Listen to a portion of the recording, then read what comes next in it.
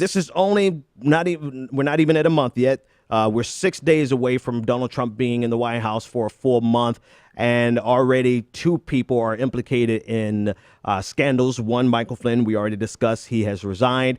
But the director of Office and Government Ethics said that they had strong reason to believe that senior advisor Kellyanne Conway violated federal rules by endorsing Ivanka Trump's clothing line and urging the White House, actually urging the audience that was listening to her at the time to purchase her product.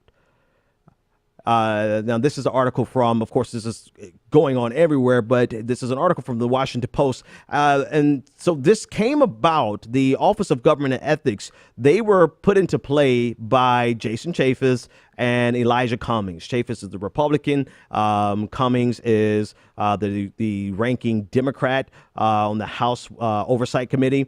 They both sent a letter to the OGE asking them to investigate as well as recommend any potential disciplinary actions for the White House.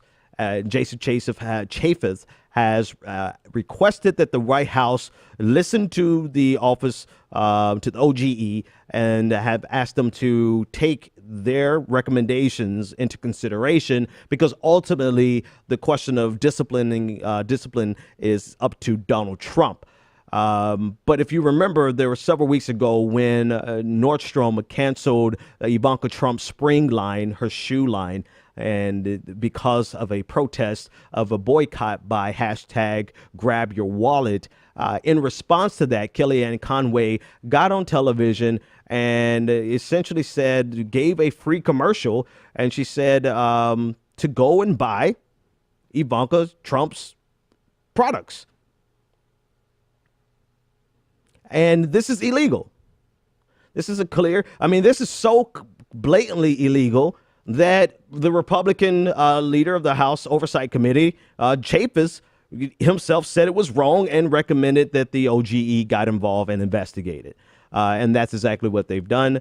The OGE itself as an entity has little, if any, recourse. They can't actually do the disciplining, but the White House has full control over that. And even if the White House declines to take any disciplinary actions, there's nothing really that the OGE can do. But it is, whether or not Donald Trump takes action is all but irrelevant at this point. It is yet another blot on the first month of the Donald Trump administration. And as I was discussing with the audience this morning in regard to Michael Flynn, sometimes it's not necessary for us to parse between incompetence and malice, because the result is actually the same. I think this with Kellyanne Conway, particularly this, not any other story, but this story just shows a gross level of incompetence and ignorance of the law, neither of which are defense of the law.